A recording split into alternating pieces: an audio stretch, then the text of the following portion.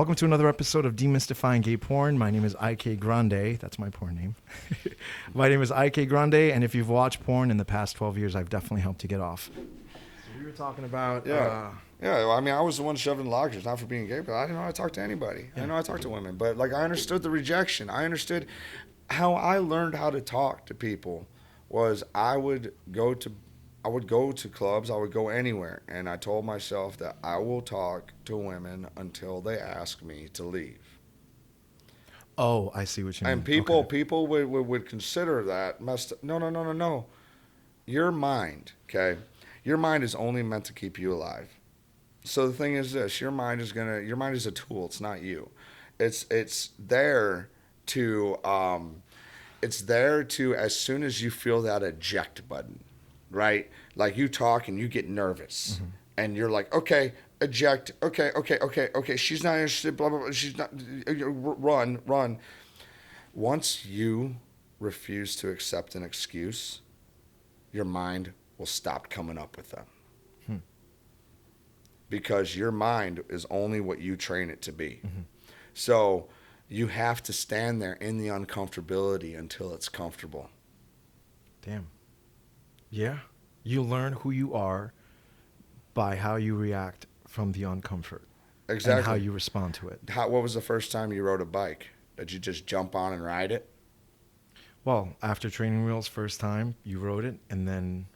The fact is, did you jump on it the first time you took training wheels off and still figure it out right away? Eventually. You did. Yeah, but guess what? It was uncomfortable. You get led. Yes, exactly. It was uncomfortable. Now can you ride a bike? Yes. Because you forced yourself through the uncomfortability. So I didn't know how to talk to people. I didn't know how to talk to women. Mm-hmm. So I would sit there, and then I would get that weird, awkward, and then they give me that look like, why are you still standing here? Like, how dare you? Yeah. And I'd be like, your shirt's purple. If they walk away, they walked away. I don't follow them. Mm-hmm. If they ask me to leave, I leave. But if they're still sitting there and I stay until I learn how to handle this uncomfortability, this fear. So anyways, the Me Too movement. A bunch of women are sitting around and they're all talking about, and I think I've talked about this one time on the air before. They're all talking about, oh, well, this guy said this, this guy said this. And then finally, I just came out and I just said, me too. And they're like, well, what do you mean? You're a guy. I'm like, I woke up with a rag of ether tied to my face while I was being raped by a male. Oh, jeez. It was the first time I ever talked about it. It was like 2 years after it happened. I was 24 years old, and I let a guy sleep on the couch because he didn't have a place to stay. I didn't want him driving drunk. Tied a rag of ether around my face and raped me. And you know what's really, really funny about that now? I talk about that everywhere. I'll tell everyone. I don't care. Because it's not that, it doesn't bother me anymore the more I talk about it. And that's one thing I want to say to men out there and everything. Talk about it. Talk about it. Seriously, talk about it. Because there's no support for men who get raped out there anymore. There's none of that. It's because we don't fucking talk about it. Open up about it, talk about it, tell people. People need to know. It happens to us too. I was also then roofied by a woman. Once I, became a porn star, and I was actually, I got roofied, and a lot of things have happened like that to me, but I'm sitting here hearing them talk about how these words hurt them so bad, and it's like, Meanwhile, actions. Yeah, and I'm sitting here like, I understand, dude, if somebody walks up and smacks you in the ass, yeah, they should get the crap kicked out of them. Nobody deserves, people, leave your fucking hands to yourself. Okay, I understand that, I do. But people say words because they're nervous. People will say words because they don't know what the hell to say. The thing that drove me nuts about the stupid-ass flop movie that was 50 Shades of Grey was, okay, if that guy was broke, what would it be, stalking? Yeah. True.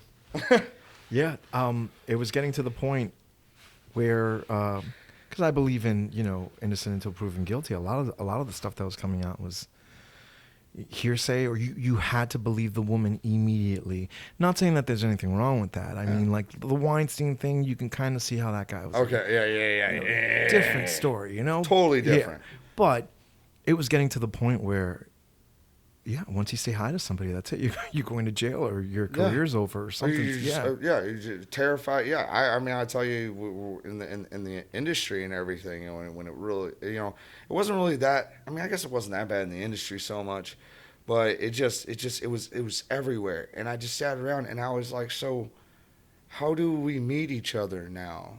Yeah. Like how are you supposed to connect with anybody anymore? When it just seems like we all started turning into this victim culture. Mm-hmm. I got it written on my wall right before I leave my door in my house. You are not a victim.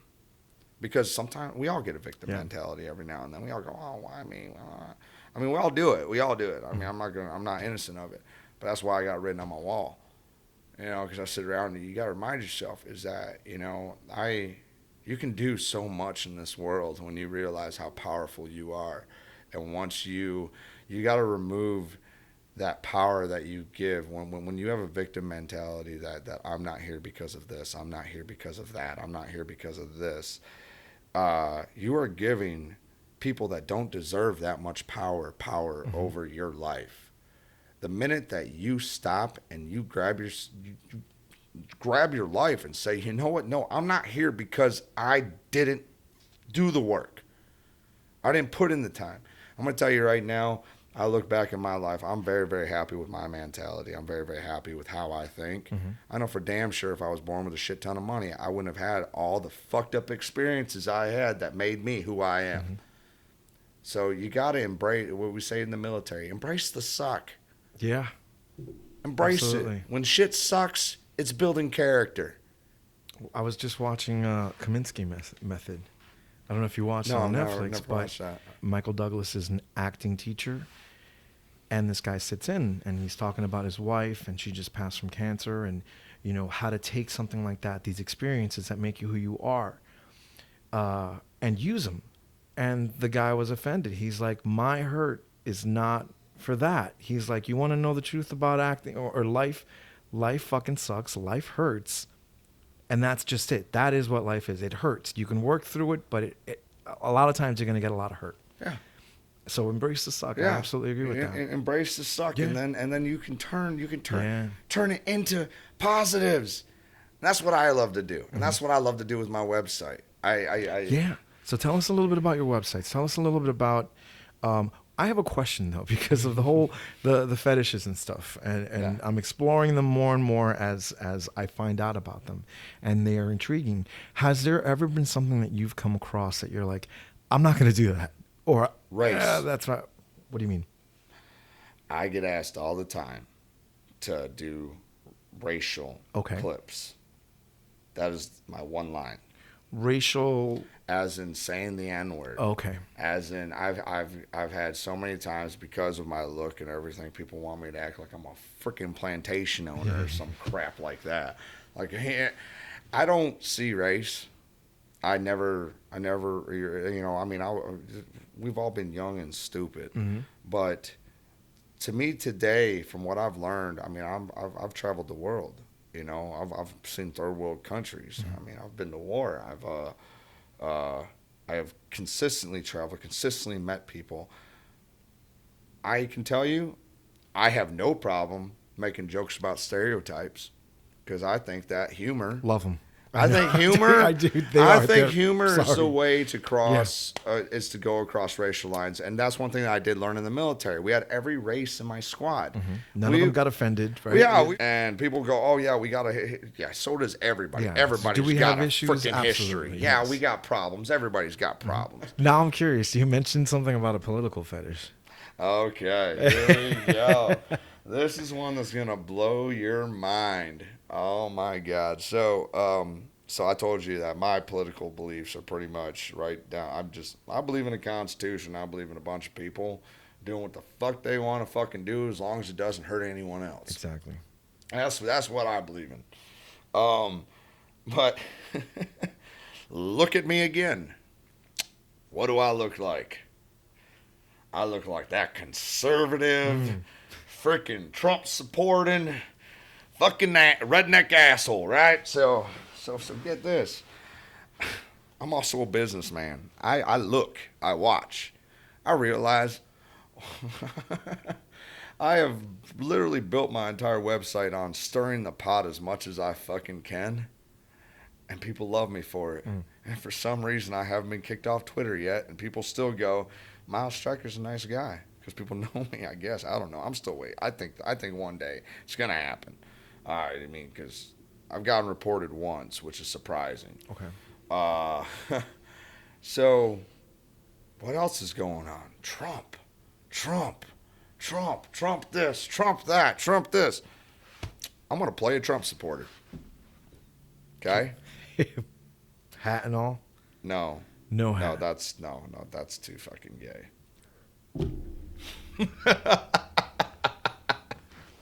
See what I did there?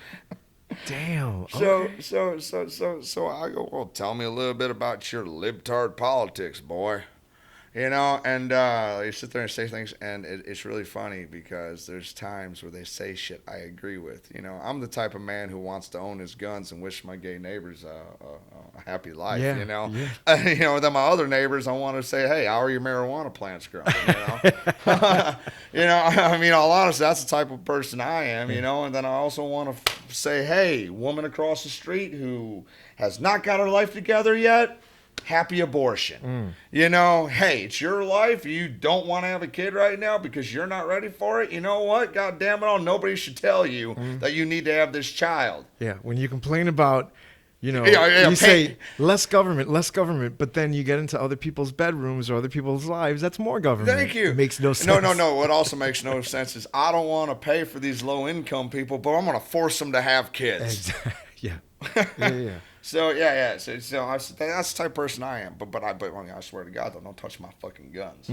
Yeah. No. I know? can see where. Yeah. But the thing is that so I agree with some of these liberals that call me up and they want me to, you know, and then I mean, there's plenty of shit I disagree with. There's plenty of shit I agree with. You know, so they say something I agree with, but I gotta stay in character here. I watch Fox News, bro.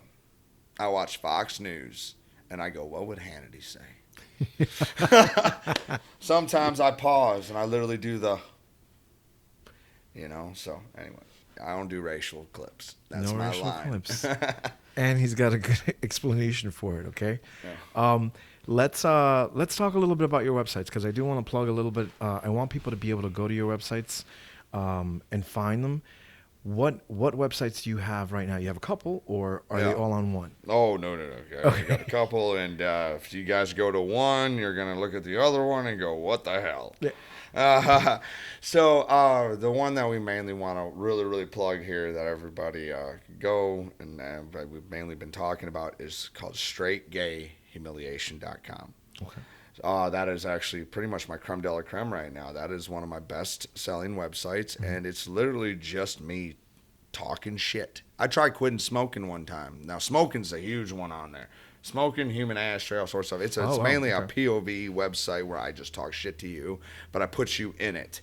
And there's a lot of storylines in there and everything, and sometimes I'm dominating other gay men in there and all that stuff. But I'm a straight man who just appeals to the gay audience. You know, I don't do gay porn per se. You won't catch me actually fucking. I mean, that's just. I mean, it's one thing. It's just I'm not able to do it. But the thing is that you know I sure as hell can empathize with my audience and understand what they want to hear, but then also understand what they need to hear. So straightgayhumiliation.com. Definitely check it out.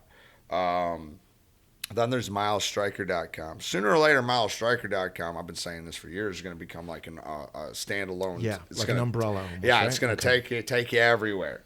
But for now, milesstryker.com is my first clip site. It went from a femdom site into the psychotic, crazy mind of the things I can come up with site. So you quite literally have femdom. You have me doing all sorts of stuff. Like literally that site has so many fetishes on it and so much there. You cannot go to that website, type in a fetish, and not find something for you. I mean, all honestly, like I just come up with crazy stuff, and it really is a mind fuck because you'll see like one where I'm like, you know, I could be like tying up and raping a woman in one, you know, we'll fantasy raping. Yeah. Let's, you know, make that clear here. Yeah. Everything is consensual. And Thanks for the user discretion, right? yeah, user discretion. Oh, trust me, you need a user discretion Yes. for straightgayhumiliation.com. Yeah. The opinions and views expressed do not necessarily represent those of the model. But anyways, you could have me doing that with a woman in one. You could then have taboo where my sister's begging me to teach her how to have sex. And then you have me getting kicked in the nuts over and over again. Or actually a recent one where I tried to break into this woman's house and she beats me in the nuts with an axe handle. Holy hell. So you've gotten kicked in the nuts. This is something that came up recently. Are you serious? Yeah. No, dude. I've done ball kickapalooza and got radio station kicked off of freaking YouTube. Got kicked in the nuts by 15 women lined up. Jesus. Yeah. How does that feel? It sucks. Yeah. How do you think? It really sucks. I don't like getting kicked in the nuts. But you do it. I told myself I was going to retire, and then somebody said $1,200 says you'll do another one, and I said, you know, you're fucking right. I would seriously consider it. If it's one kick, I'd consider it. Oh, no, $1,200. No, listen. What is $1,200? Listen, Linda. This is the whole thing about me is that I'm known for Miles Stryker is known for I take a fetish and I so yeah, ball busting. I had to tell the woman who did that video that came. It's called Miles Stryker Comes Out of Ball Busting Retirement. I had to tell her, I'm like, listen, these fans are expecting this to be insane, and she's like, I don't want to hurt you, and I'm like, listen, if you kick the way I'm telling you to kick, I'll handle the rest, you know, but you can't be scared to kick me. You know? You're teaching me so much about fetish porn and what you do. What I'm getting from you, though, is you have the expertise for this. You are offering a service, and people are glad to pay you for it. So I know that in your heart of hearts, you want to help, and you also need to take care of yourself. Yeah. Self-care is not selfish. Yeah, that's something to think about. And it's also, in order to keep doing that stuff, you have to be able to recoup, and you have to be able to support yourself. So if you think you are worth, especially when you do these sessions with people, they will gladly pay for it. So I would not. Well, a lot of the problem is that there's so many other people out there that say they do what I do, and then they do it so shitty, and then they'll also do it for like cheap, and then they go and try to compare me. Anyways, though, but the thing was that it got to a point where I made myself, I think, too accessible to fans, and it got to a point where I was screaming and hollering because I would get all these messages, Skype, everywhere, people messaging me, and they would just want to talk, and then I finally would just be like, listen, I got to update websites, I got to do this, I got clients, I got important things to do and everything. And then I'm like, listen, can you just pay me for this much time and I can sit down and talk to you? You know, just so I can make something towards, like, I got to clear $5,500 a month before I fucking make a profit. You know, and I only have like what, $2,500. Like I got to hustle about $3,000 a month. You know, and the thing is that I'm sitting here going like, could you please just like pay me for my time, respect my time, and then I would just always get, oh, you should treat your fans better. Oh, you should, and I just started getting bashed so hard by asking people to respect my time, and then I got behind on my updates. I got behind on everything because then I'm like fucking worrying about it. And then finally, I'm sitting here saying, you know, fuck everybody. fuck all this. You know, like I care about y'all. I love y'all. I appreciate my fans. I love my fans. But it gets to a certain point where you're just like, dude, I can't do this for free and keep doing this.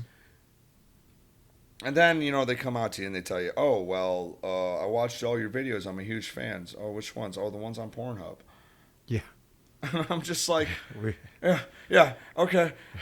What about what Pornhub? Oh, I'm looking for this video. Well, you can find it here. No, the free one. Oh, you mean the one that was stolen? Okay, yeah, great. But the thing is that so then finally it just got to a point where I started like yelling and screaming. I got us now. People are gonna call me crazy one day. If you walk in my house, I got signs that talk to me and tell me all the things I need to know in certain moments. Now I got one that says you deserve to take care of yourself. You know, it's sitting right in front of my bedroom. It's when I had to shut my phones off one night because I literally will just sit there and I would just scream. I would just lose it. And then what it came down to is I just started to really lose it.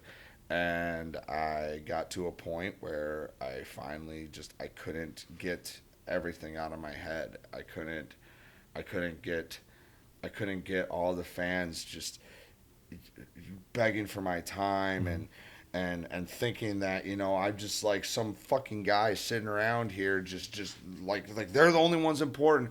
I swear to God, a single question mark, when you send me a single question mark, a piece of me dies when somebody sends me just a single question mark. Like they ask something and 2 seconds later, single question mark, single question mark, single, like a piece of me dies.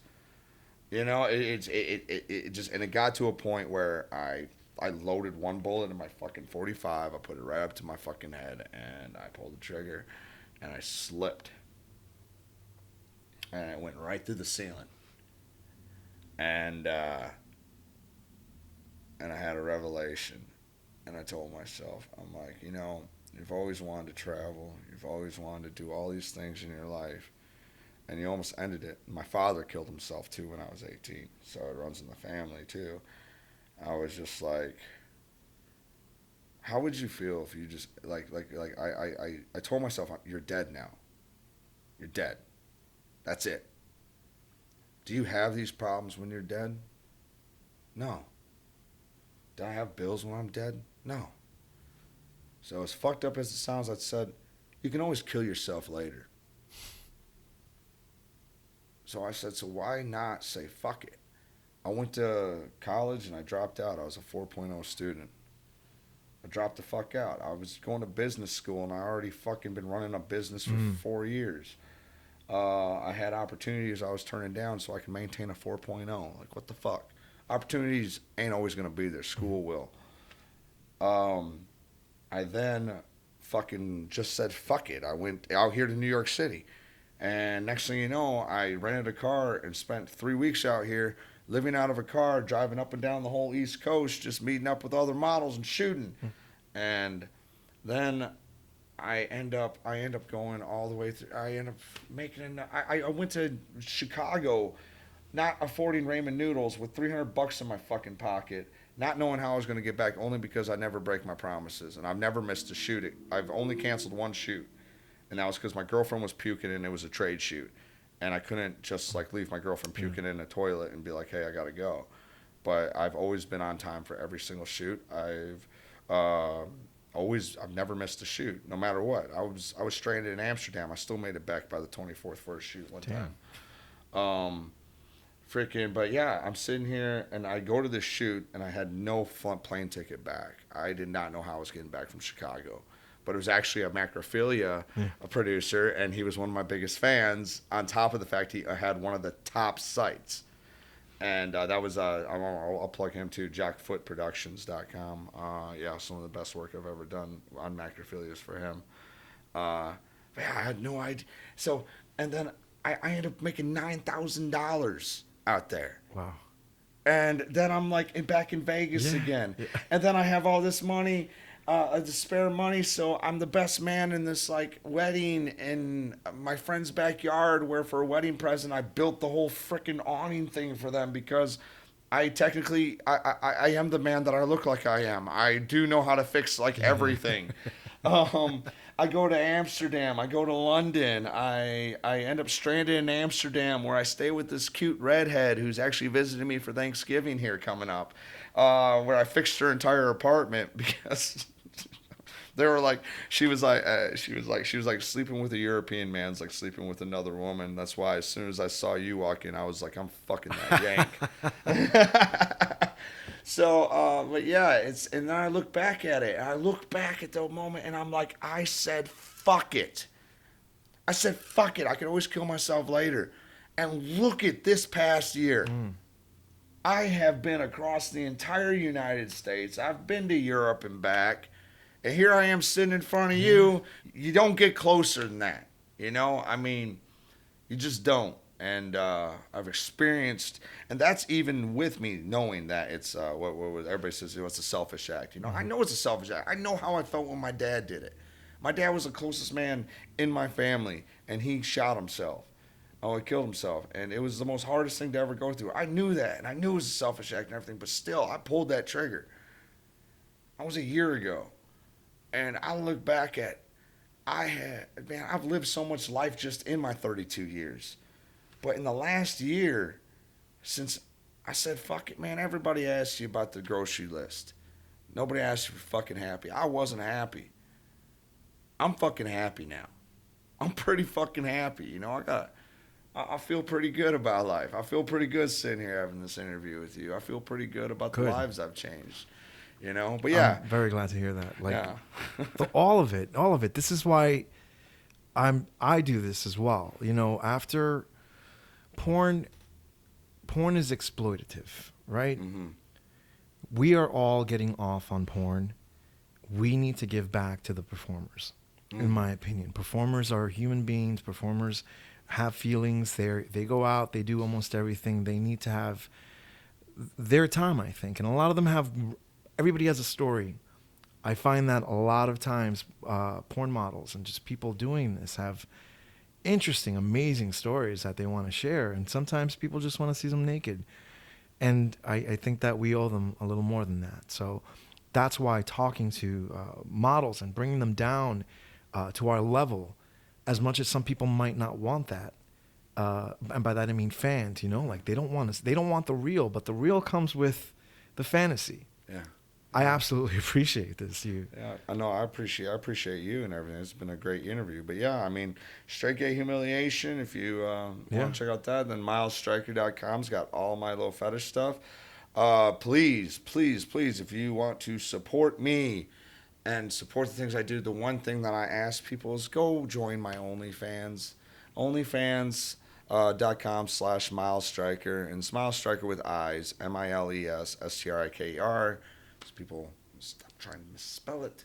Anyways, I ask people to do that because when you join my OnlyFans, it honestly, like, I got a lot on there, but on the other hand too, like when I just feel like you if you can give $6.99 a month, you know, it helps. You know, it shows me that you're willing to put in something, that you support my work.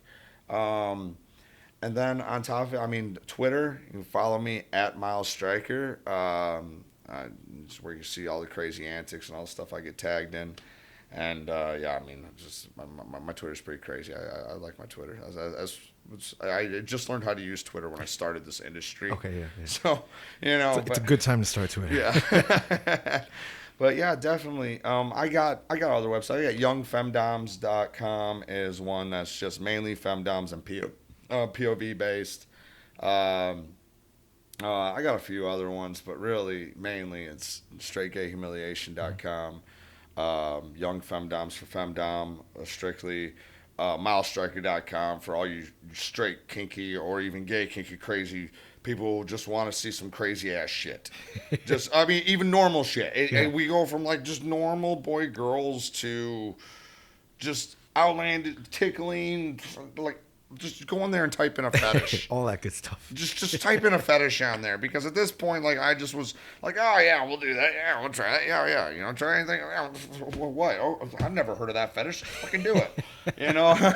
So, and I just throw all that on there, and then my OnlyFans, though, you get the behind the scenes content. Okay. I throw up all the Trust me, I'm a funny motherfucker behind the scenes. But yeah, I mean, thank you so much. No and problem. everything. Sweet. Like, Yeah, everybody, Miles Stryker, you have all the info, all the websites. I am very, very much looking forward to getting to know you a little better through your websites and stuff. I have to thank you for being here. Guys, this is Demystifying Gay Porn. It's a podcast. You can listen to it wherever podcasts are heard. It's also on YouTube. Just follow me. IK Grande is my name. I've been your host, and if you've been watching porn for the past 12 years, I've definitely helped you get off. Cheers.